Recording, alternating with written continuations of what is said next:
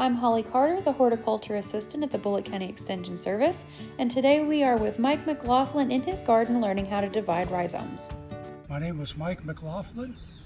I'm a master gardener here in Bullitt County, Kentucky, and I have 4 species of iris. I'm going to show very briefly how to divide and propagate. Okay, what I have here is an introduced species called the yellow iris. It's native to Europe, Asia Minor, and Israel. It's yellow. It is not a native, and is something of a pest in some portions of the country because it grows so rapidly and divides so readily. But if you have a wetland garden, this is the perfect plant to start with. Digging them up is actually very simple, and you don't have to be too polite with these. If you want, it can be that simple. Just take a spade and divide it.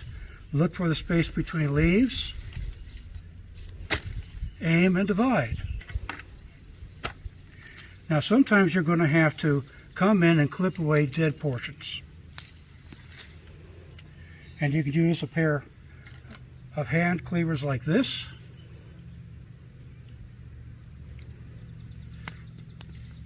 Yeah, that helped a little bit. That's all you need, really. All right. Just stick it in there. The point here is that when you cut an iris, it's always best to put it back in water as quickly as possible before you plant it. Just take the dead growth off and put her in.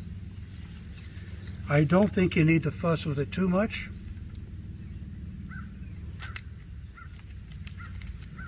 Put it in like that. You see a portion like this is no good, you just toss that. Okay. Now is there a best time to do this? After it blooms, before it blooms? Well, these are all post-bloom. The best time to do these, in my opinion, is past bloom. You can do them practically any time of year except in midsummer, mid to late summer when it's too hot.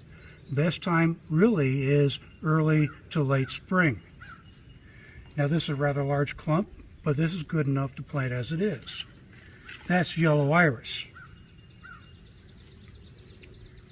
Here's an American native called Dixie iris. It's smaller. You divide it practically the same way, but since the rhizomes are smaller, they're more easily pulled apart like that. You don't have to do much clipping, and again stick that in water. These are both water-loving irises. The yellow iris prefers a deeper muck, whereas the Dixie iris prefers a rockier, much shallower soil. And you can divide it by hand like that, or you can use the clippers. But if you find little weeds like that, just pull them out and toss them. That's the Dixie iris. The Dixie iris has a dark blue flower with white and yellow falls. They're actually rather striped. Here is another species. This one is native to Kentucky. It's much less common. It's called the zigzag iris. Again, you have an iris here that likes to have water or wet conditions. But it's called zigzag because the stem, the flower-bearing stem, comes up in a zigzag pattern like this. A bloom here, a bloom here, a bloom down here. Again, you cut away that portion of the rhizome that you don't need. Will anything grow from the rhizome? Yes. The rhizomes themselves, if they're planted properly and well, just propagate very quickly. And we'll get to that here in a minute. This is intermediate in size and intermediate in color. The blooms, these blooms are much more purple than blue.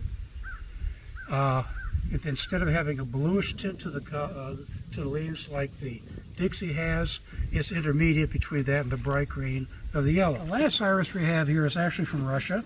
It's Iris siberica. This is a much more vigorous plant, and it grows very nicely in just about any gardening condition. This one comes from a clump that's 5 years old, and the clump itself is about 4 feet in diameter.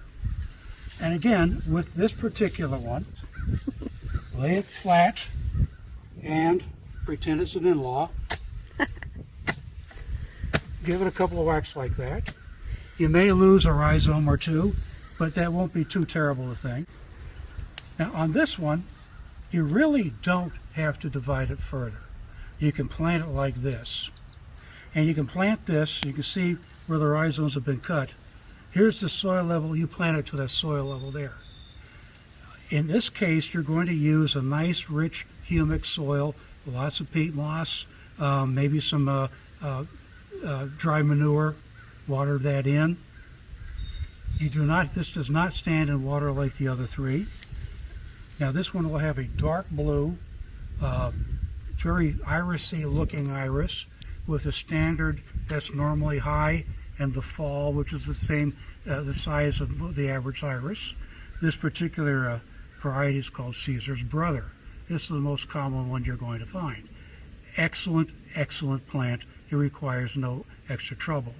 Now on these other irises, you have to pay more attention to the rhizome itself.